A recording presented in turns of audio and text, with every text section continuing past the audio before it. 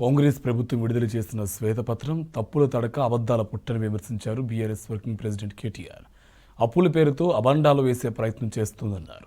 Assembly సాక్షిగా పూర్తి అసత్యాలు ప్రచారం చేసిందన్నారు కేటీఆర్.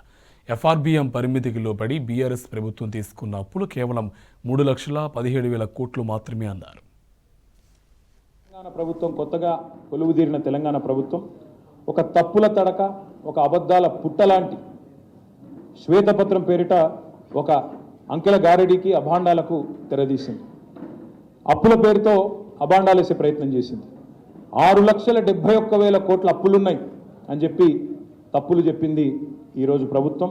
అసెంబ్లీ సాక్షిగా, అత్యున్నత చట్టసభ సాక్షిగా పూర్తి స్థాయి సత్యదూరమైన మాటలకు తెరదీసింది ఈ ప్రభుత్వం. అందుకే వాళ్ళ డొల్లతనాన్ని, వాళ్ళ రాజకీయ దివాలా కోరుతనాన్ని వివరించడానికే ఈరోజు ఈ శ్వేతపత్రం. అప్పుల పేరుతో అబాండాలు వేసినారు. కానీ వాస్తవం ఏంటి అంటే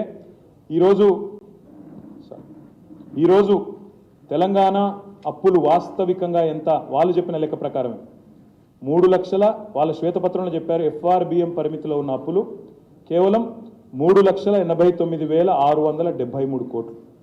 అందులో వాళ్ళ ప్రభుత్వం మాకు ఇచ్చిపోయిన అప్పులు, పాత అప్పు ఆనాడు 2013-14లో వాళ్ళు దిగిపోయే నాటికి ఉన్న అప్పులు 72,658 కోట్లు. ఇక్కడ ఒక్క మాట కీలకం, దయచేసి మీరు దయచేసి నేను మిమ్మల్ని కోరేది, ఇక్కడ దయచేసి మీ అందరినీ కూడా ప్రార్థించేది, ఇక్కడ ఇంపార్టెంట్ పాయింట్ ఏంటంటే మాకు 2013-14లో ఇచ్చింది, వాళ్ళు ఇచ్చిపోయింది 72,658 కోట్లు.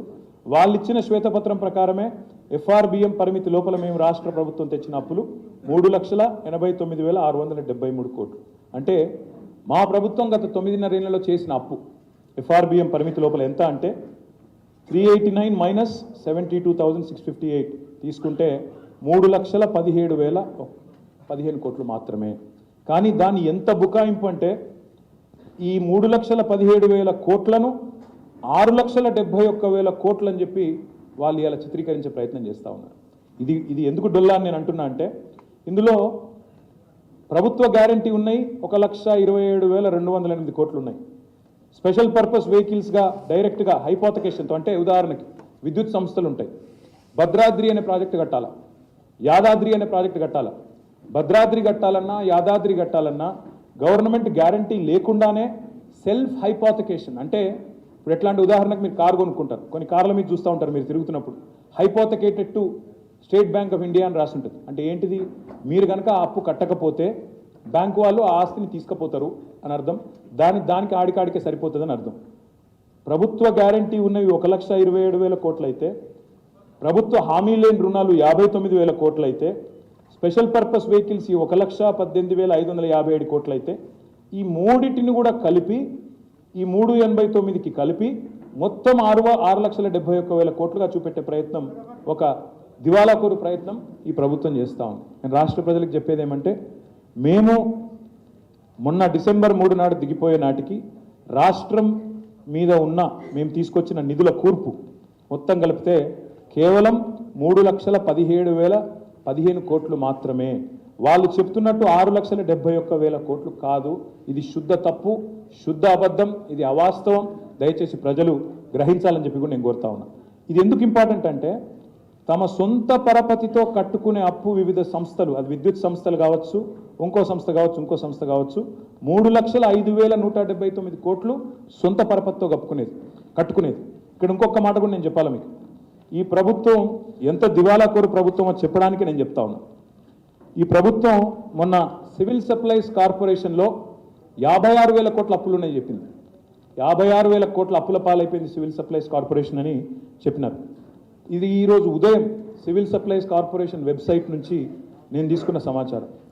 సివిల్ సప్లైస్ కార్పొరేషన్ ఏం చేస్తుందంటే తాత్కాలిక క్యాష్ క్రెడిట్ లిమిట్స్ తీసుకుంటుంది. ఎందుకంటే వాళ్ళు సేకరించేది ధాన్యం, ఆ ధాన్యాన్ని మళ్ళీ తిరిగి అమ్ముతారు, వచ్చిన పైసలు వచ్చినట్టు మళ్ళీ ఒక రొటేషన్ సిస్టంలో కట్టుకుంటూ పోతూ ఉంటారు. ఇవాళ ఉదయం సివిల్ సప్లైస్ కార్పొరేషన్ వెబ్సైట్ చూపెడుతున్న ప్రకారం వాళ్లకు ఈరోజు ఈ నిమిషానికి ఉన్న క్యాష్ క్రెడిట్ లిమిట్ శాంక్షన్ 24,600 కోట్లు మాత్రమే. 4 రోజుల కింద ప్రభుత్వం చెప్పింది 56,000 కోట్ల అప్పులున్నాయి సివిల్ సప్లైస్ కార్పొరేషన్ కానీ వాస్తవం ఒక చిత్రం ఏంటంటే అది క్యాష్ క్రెడిట్ లిమిట్స్. అవి అంటే ఇంకొక మాటలో ఇంకొక అడుగు ముందుకేసి చెప్పాలంటే ప్రజలకు అర్థమయ్యేటట్టు చెప్పాలంటే సివిల్ సప్లైస్ కార్పొరేషన్లో 56,000 కోట్ల అప్పు ఉందని ప్రభుత్వం చెప్తోంది. కానీ వాస్తవం ఏంది అంటే అదే సివిల్ సప్లైస్ కార్పొరేషన్ దగ్గర 30,000 కోట్ల విలువ చేసే ధాన్యం వాళ్ళ దగ్గర ఉంది. ఆ ధాన్యం అమ్మితే, ఆ స్టాక్ అమ్మితే 30,000 కోట్లు తిరిగి వెంటనే ప్రభుత్వానికి సివిల్ సప్లైస్ కార్పొరేషన్కి వస్తాయి. రెండవ మాట, ఆల్రెడీ అమ్మిన ధాన్యం ఫుడ్ కార్పొరేషన్ ఆఫ్ ఇండియా నుంచి రావాల్సిన పైసలు 16,000 కోట్లు ఉన్నాయి. ఆ రిసీవబుల్స్ని, ఈ స్టాక్స్ని రెండింటిని చూపకుండా, రెండింటి గురించి మాట్లాడకుండా 56,000 కోట్ల అప్పు, 56,000 కోట్ల అప్పు అని దాన్ని కూడా ఇగో ఇంట్లో లోడ్ చేసిండ్రు. ఈ 6,71,000 కోట్లు అనే దానిలో దాన్ని కూడా మోపి లేని అప్పును ఉన్న అప్పుగా చూపెట్టి తిమ్మిని బమ్మిని చేసే ప్రయత్నం, రిసీవబుల్స్ స్టాక్స్ ఉన్నా ఆస్తులున్నా వాటిని చూపెట్టకుండా దాచేసి మా మీద బట్టగాల్చి మీదేసే ప్రయత్నం ఏదైతే చేసినారో దానికి ఒక సివిల్ సప్లైస్ కార్పొరేషనే ఒక గొప్ప ఉదాహరణ. 24,600 కోట్ల cash credit sanction limit sanction అయ్యి ఉన్నది. అది కూడా డైనమిక్గా ఎప్పటికప్పుడు మారుతుంది. రేపు మీరు చూస్తే స్టాక్ అమ్మిన అనుకోండి, ఇంకొన్ని డబ్బులు వస్తాయి కాబట్టి అది ఇంకా తగ్గుతుంది. రిసీవబుల్స్ వచ్చినాయనుకోండి, అది దాదాపు 10,000కో 5,000 కోట్లకో తగ్గిపోయే పరిస్థితి ఉంటుంది.